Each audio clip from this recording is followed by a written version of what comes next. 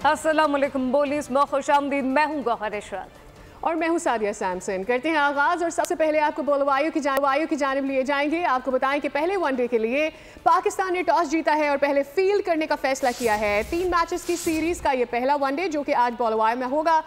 मोहम्मद रिजवान कप्तानी कर रहे हैं और ऑस्ट्रेलिया में जिस तरह की कारकर्दगी वनडे में की है उसके बाद उम्मीदें तो बहुत ज़्यादा हैं, लेकिन T20 में पाकिस्तान की परफॉर्मेंस जिस तरह से नीचे गिरी है उसके बाद डर भी लग रहा है कि अब क्या करने जा रही है। और शायद ये एक अहम मैच जो कि आखिरी बार हमने जिम्बाब्वे से खेला, सुपर ओवर तक गया और फिर जिम्बाब्वे हमें हराने में कामयाब हुआ, उसका धड़का भी कहीं ना कहीं लगा हुआ है। लेकिन सबको रिजवान की कप्तानी पर बहुत एतमाद भी है, जिस तरह से वो टीम को आगे लेकर चल रहे हैं। लगभग स्क्वाड सिमिलर होगा जो हमने ऑस्ट्रेलिया में खिलवाया था और ऐसा लग रहा है कि उसी स्क्वाड के साथ, उसी कॉन्फिडेंस के साथ आगे जाएंगे। मंजरनामे से खबर शामिल करें। आपको बताएं कि तहरीक इंसाफ का आज होने वाला एहतजाज अदालती हुक्म की तामील में शहर इक़्तिदार रावलपिंडी समेत पंजाब भर में दफ़ा 144 नाफिज कर दी गई है, जबकि अमन अमान कायम रखने और शहरियों के तहफ़्फ़ुज़ के लिए पुलिस की भारी नफरी तैनात रहेगी। अवाम की सिक्योरिटी के लिए मज़ीद 30,000 एहलकार इस्लामाबाद पहुँच चुके हैं। कुछ सड़कों को जुज़वी तौर पर बंद कर दिया गया है, जबकि श्रीनगर हाईवे की अगर बात करें 0 पॉइंट के मकाम पर, जबकि GT रोड से इस्लामाबाद आने वाला रास्ता T क्रॉस पर बंद है। Express highway, GT road, Islamabad airport जाने वाले रास्ते पर भी एहतजाज के बायस रुकावटें कायम कर दी गई हैं। इस मुतालिक मजीद क्या तफसीलात है, क्या सूरत हाल है मौके पर, उमर हयात से जानते हैं। उमर बताइएगा। जी बिल्कुल, इस्लामाबाद में इस वक्त अगर देखा जाए तो इस्लामाबाद हाई कोर्ट के अहकामात हैं कि किसी भी किस्म के एहतजाज की इजाज़त ना दी जाए और इस्लामाबाद हाई कोर्ट के इन अहकामात की रोशनी में हम देख रहे हैं कि जो सिक्योरिटी फोर्सेस हैं, ख़ास तौर पर Islamabad police, Sindh police, rangers के एहलकार जो है वो मुख्तलिफ़ जगहों पर इस्लामाबाद के शहरियों की हिफाजत के लिए तैनात किए गए हैं। और इसके साथ साथ अगर देखा जाए तो IG इस्लामाबाद ने अब से कुछ देर पहले D चौक का दौरा किया और D चौक के दौरे में उन्होंने जवानों का हौसला भी बढ़ाया और उन्होंने जवानों से कहा कि क्या आप किसी भी ऐसे हालात से निपटने के तैयार हैं। तो उन्होंने आगे से जवाब जी बिल्कुल हम तैयार हैं। इस्लामाबाद में अगर हम देखें तो मुख्तलिफ मकामात पर 0 पॉइंट हो, D चौक हो या फिर 26 नंबर चुंगी हो, जो कि इस्लामाबाद के दाखिली रास्ते हैं, उन दाखिली रास्तों पर एक तरफ तो कंटेनर्स भी लगाए गए हैं, लेकिन दूसरी जानिब हम ये देख रहे हैं कि सिक्योरिटी के बहुत सख्त इंतज़ामात किए गए हैं, क्योंकि जो बेलारूस के सदर हैं उनका दौरा भी मुतवक्के है, उन्होंने भी पाकिस्तान आना है। तो इस वजह से जो सिक्योरिटी इंतज़ामात हैं उनको फूल प्रूफ रखा जा रहा है ताकि जो मेहमान आ रहे हैं उनके दौरे में किसी भी किस्म की कोई रखना अंदाज़ी पैदा ना की जाए। और ख़ास तौर पर वो लोग जो कि एहतजाज कर रहे हैं या इस्लामाबाद में पर चढ़ाई का मंसूबा बना रहे हैं उनसे भी निपटा जाए। तो इस वक्त सूरत हाल जो है वो मुकम्मल तौर पर इस्लामाबाद के अंदर हमें कंट्रोल में नज़र आ रही है और ख़ास तौर पर हमें कहीं भी PTI कारकुनान एहतजाज करते हुए अब तक नज़र नहीं आए हैं। और क्योंकि जो हुकूमत की जानिब से इस्लामाबाद हाई कोर्ट के फ़ैसले के तनाजुर में जो सिक्योरिटी इंतज़ामात हैं वो यकीनी तौर पर किए जा रहे हैं और ख़ास तौर पर किसी भी ऐसे नाखुशगवार वाक़े से निपटने के लिए पुलिस, रेंजर्स और फ्रंटियर कांस्टेबलरी के जो जवान हैं वो बिल्कुल अलर्ट हैं। जी यार, इस हवाले से आप हमें आगाह करे थे, डिटेल्स के लिए बहुत शुक्रिया। बात हो रही है पाकिस्तान तहरीक इंसाफ के एहतजाज पर, तो आपको बताएं कि इससे मुतालिक अदालती अहकामात के तहत किए जाने वाले इंतजामात का जायज़ा लेने के लिए IG इस्लामाबाद ने D चौक का दौरा किया है। IG इस्लामाबाद नौजवानों का हौसला बढ़ाने के लिए D चौक पहुंचे। पुलिस और रेंजर्स के तैनात जवानों से उन्होंने बातचीत की। आपको इसी हवाले से डिटेल्स लेंगे। मोहम्मद अलीजा हमारे नुमाइंदे हमारे साथ मौजूद है। अलीजा, जवानों से बातचीत की है, उनका हौसला बढ़ाया गया है, कितनी बड़ी तादाद में यहाँ नफरी मौजूद है और यहाँ पर अब क्या माहौल पैदा हुआ है? देखिए, अब से कुछ ही देर कबल IG इस्लामाबाद अली नासिर रिजवी D चौक पहुंचे हैं और उन्होंने जवानों का हौसला बढ़ाया। उन्होंने गुफ्तगू करते हुए कहा है कि इस्लामाबाद के अमन व अमान को बरकरार रखने के लिए लॉ एनफोर्समेंट एजेंसीज और तमाम तर मुतल्लिका इदारे हम वक्त अपनी कार्रवाई अमल में लाएंगे। उनका ये कहना है कि बेलारूस के सदर का दौरा है और वो 25 नवंबर को इस्लामाबाद पहुंच रहे हैं। उनकी आमद से कबल तमाम तरह सिक्योरिटी प्लान को हतमी शक्ल दे दी गई है और पाकिस्तान तहरीक इंसाफ के जो एहतजाजी शुरका हैं उनसे निपटने के लिए मजमूई तौर पर इस्लामाबाद में 38,900 के करीब पुलिस एहलकार और दीगर जो नफरी है वो तैनात की गई है, जिसमें 19,000 के करीब पुलिस एहलकार पंजाब से मंगवाए गए हैं। 5,000 सिंध से, 5,000 FC एहलकार भी तैनात होंगे। आज इस्लामाबाद का ये कहना था कि किसी भी शरपसंद अनासर से निपटने के लिए भरपूर तरीके से तैयारी की गई है। किसी को शहर का अमन अमान खराब करने की इजाजत नहीं दी जाएगी। इस हवाले से रात के इस्लामाबाद पुलिस की जानिब से मुख्तलिफ कार्रवाइयां भी की गई हैं। शरपसंद अनासर को गिरफ्तार भी किया गया है और अब तक ये इतलात हैं कि फैजाबाद के करीब से 12 अफराद को गिरफ्तार भी किया गया है। तो आज इस्लामाबाद का कहना है कि इस्लामाबाद पुलिस हर तरह की कार्रवाई के लिए तैयार है।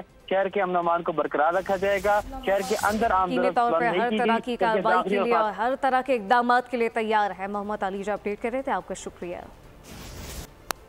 और अभी जानिए, तहरीक इंसाफ के एहतजाज के दौरान खुद कुछ धमाके का खतरा पैदा हो गया है। महकमा दाखिला खैबर पख्तूनख्वा ने थ्रेट अलर्ट जारी कर दिया।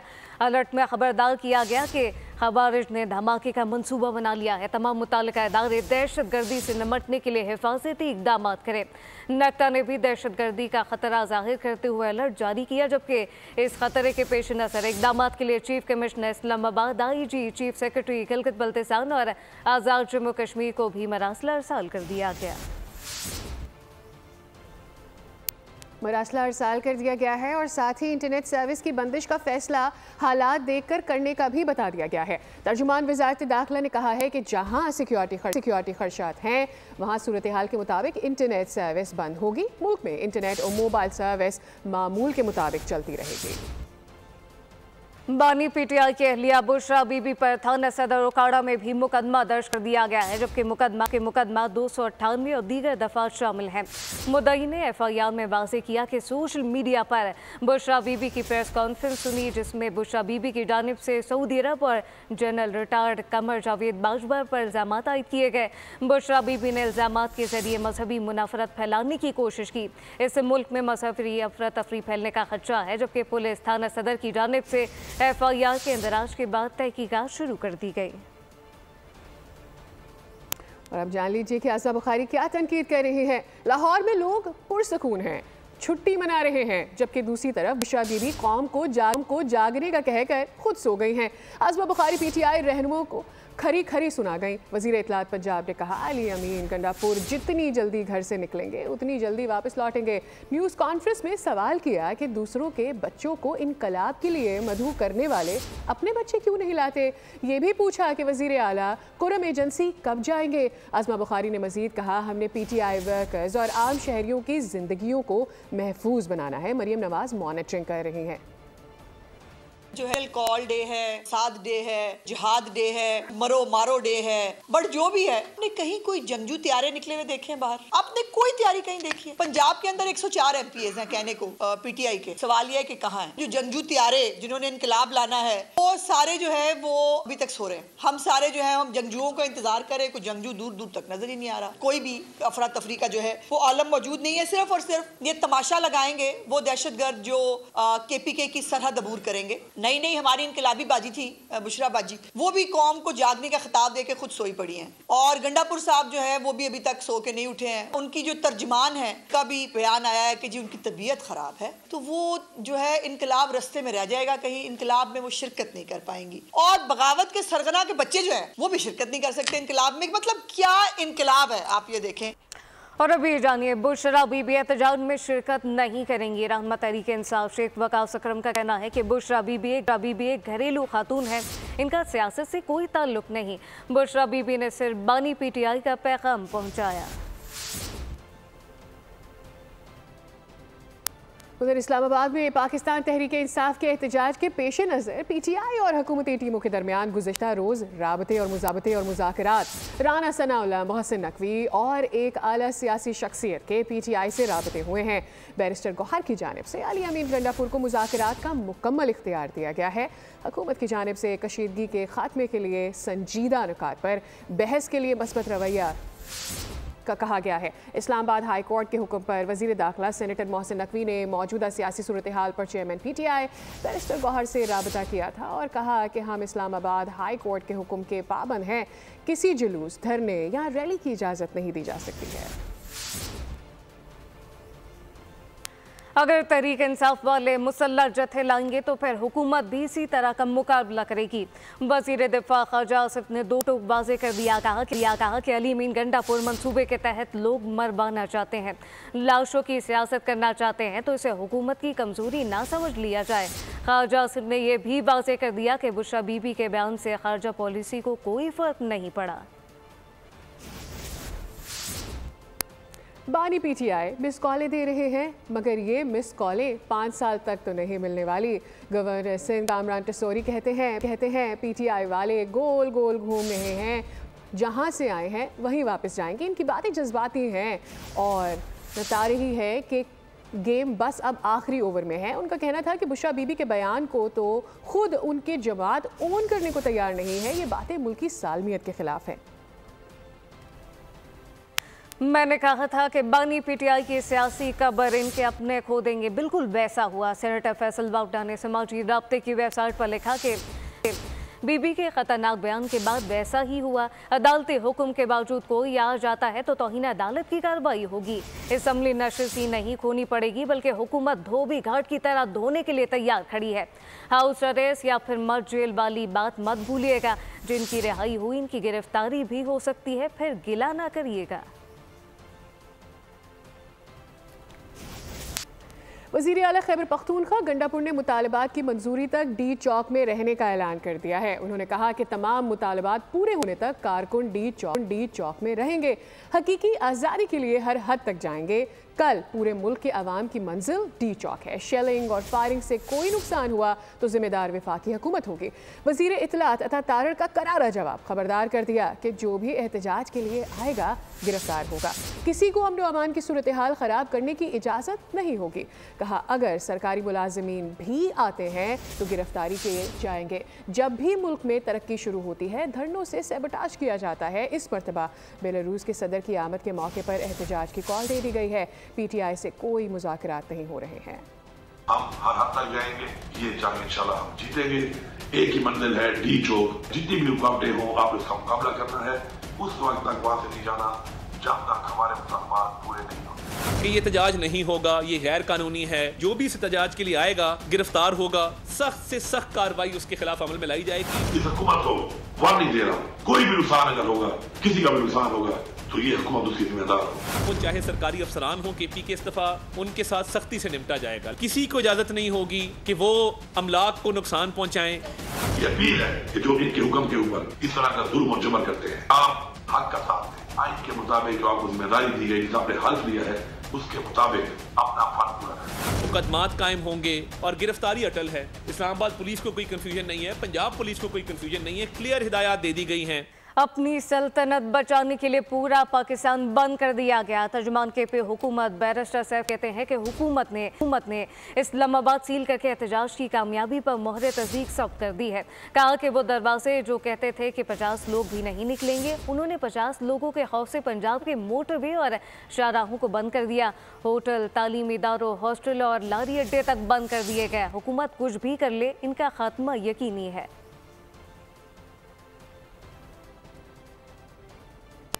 पंजाब की पीटीआई क़यादत में से कोई भी एहतजाज में शरीक नहीं होता। मौजूदा हुकूमत को भी चाहिए कि वो सियासी तौर पर इस मसले को हल करे। पीटीआई वाले एहतजाज का ऐलान करते हैं तो हुकूमत फ़ौरन कंटेनर्स लगा देती है। गवर्नर पंजाब सरदार सलीम हैदर खान का लाहौर में एक तकरीब से खिताब, बोले मोटरवे और सड़कों को खोलें, पंजाब मुझे दे दे, कुछ भी नहीं होगा, ना सड़कें बंद करूँगा ना कंटेनर्स लगाऊँगा। मैं लाहौर के लोगों से पूछता हूँ कि पिछले 6 एहतजाजों में जो लाहौर पीटीआई की लीडरशिप है, कोई एक भी सड़क पे निकला एहतजाज के लिए? मैंने तो किसी को नहीं देखा। और वैसे ही लोगों को परेशान करने के लिए यहाँ पे ऐलान कर देते हैं। और फिर हुकूमत को, मौजूदा जो यहाँ पे इंतजामिया है, उनको भी मैं कहता हूँ कि सियासी तरीके से इसको डील करें। पूरे पंजाब से कोई निकलने के लिए तैयार ही नहीं है। 50 लोग निकलेंगे, 100 निकलेंगे, कोई फर्क नहीं पड़ता और कुछ होता नहीं है। और आप कंटेनर पहले लगा देते हैं और जो वो हासिल करना चाहते हैं वो आप उनको दे देते हैं फ्री में, ना वो घरों से निकलते हैं।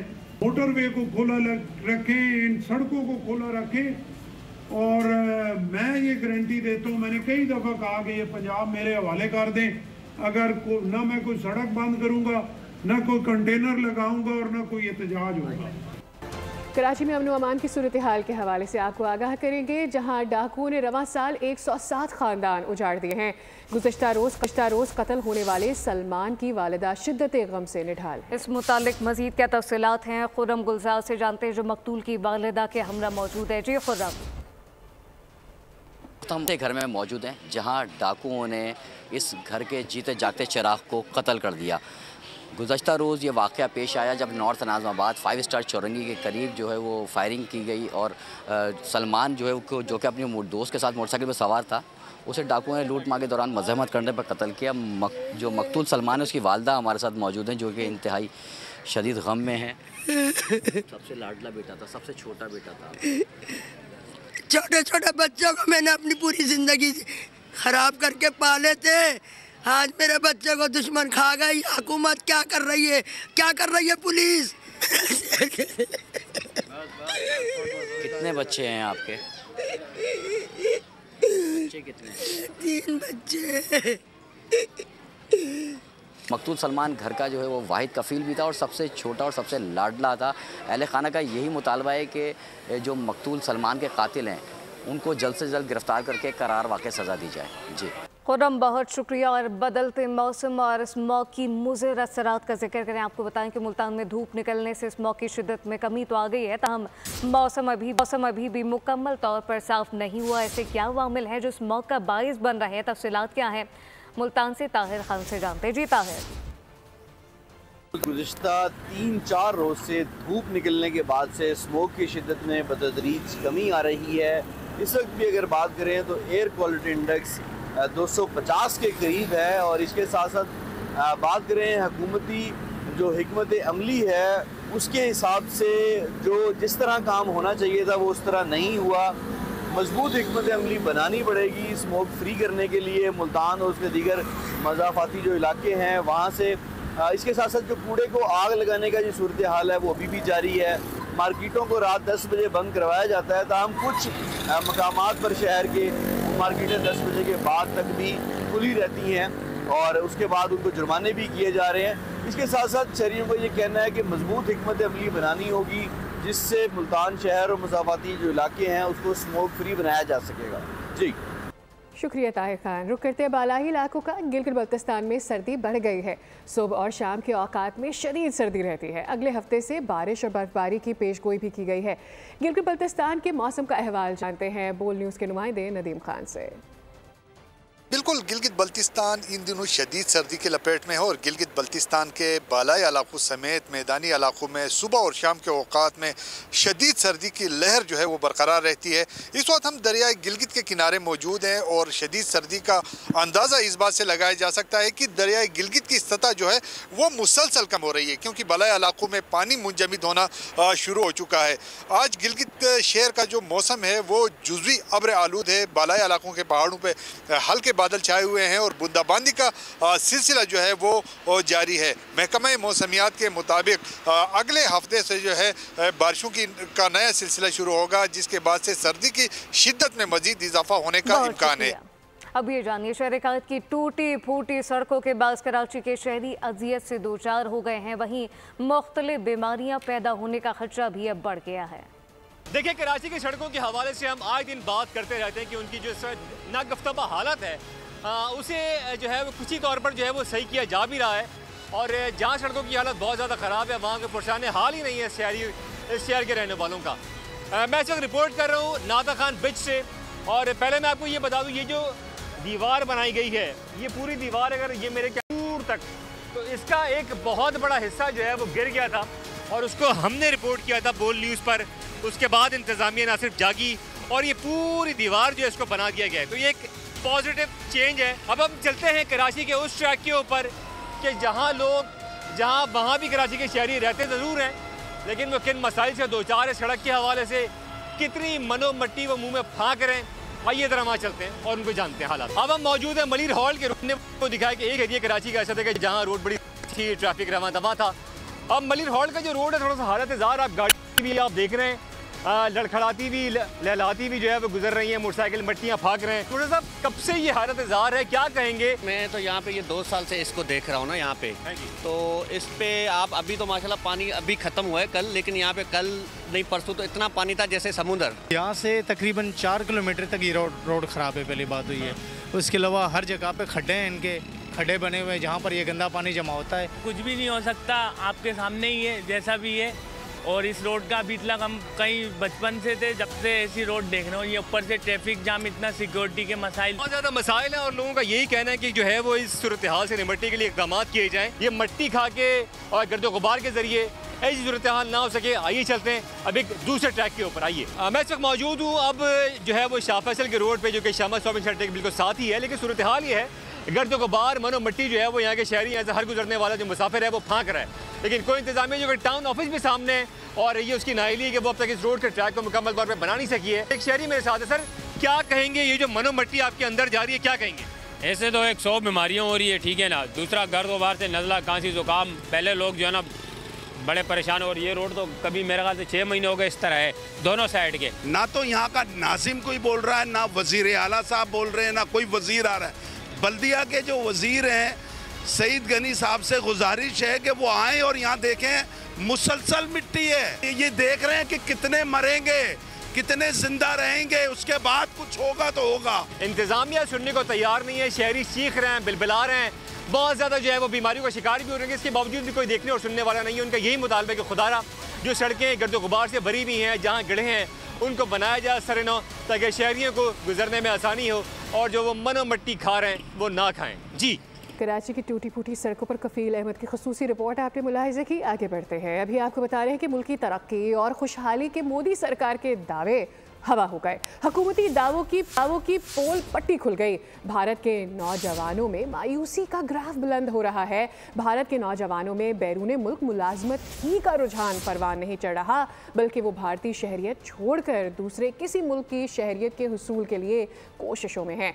2022 में भारतीय बाशिंदों ने रिकॉर्ड तादाद में दूसरे मुल्कों की शहरियत हासिल की और अपने भारतीय पासपोर्ट सरेंडर कर दिए। 2011 से 2023 के दौरान कमोबेश 17,50,000 भारतीय बाशिंदों ने रज़ाकाराना तौर पर अपने पासपोर्ट सरेंडर किए। सिर्फ 2022 में 2,25,620 भारतीय बाशिंदों ने बैरून मुल्क शहरियत के हुसूल के लिए अपनी भारतीय शहरियत छोड़ दी। इसराइली बर्बरियत का जिक्र करें, आपको बताएं कि इसराइल के गजा और लबनान पर हमले वसी बैरूत में 20 अफराद जाम बहक हो गए, 66 जख्मी है। रेस्क्यू एहलकार मलबे तले से मजीद लोगों को निकालने की कोशिशों में मसरूफ हैं। गजा के इलाके शुजाइयत से ऑपरेशन के दौरान लोग घर बार छोड़कर महफूज मकामात की जानिब जा रहे हैं, जबकि 44,176 फ़लस्तीनी गजा में अब तक शहीद हो चुके। लबनान में जान से जाने वालों की तादाद 3,670 हो चुकी। बरतानिया में शदीद तूफ़ान बर्ट ने मामूलाते मफलूज कर दिए हैं। हज़ारों लोग बिजली से महरूम हो गए हैं। मुसाफिर परवाज़ें और ट्रेनों के शेड्यूल से मुतासर हो रहे हैं। हादसात पे 2 अफराद हलाक हुए हैं। साहिली पट्टी पर 70 मील फ़ी घंटा की रफ्तार से हवाएं चलने लगी हैं। शाहराएँ और न्यू कासल एयरपोर्ट शदीद बर्फबारी से ढक चुका है। येलो वार्निंग जारी हो गई है। बारिशों के बाइस सैलाब का भी खदशा जाहिर किया गया है। न्यूज़ बुलेटिन से फिल वक्त इतना ही। मज़ीद खबरों और अपडेट्स के लिए विजिट कीजिए हमारी वेबसाइट bolnews.com। आप देखते रहिए बोल न्यूज़।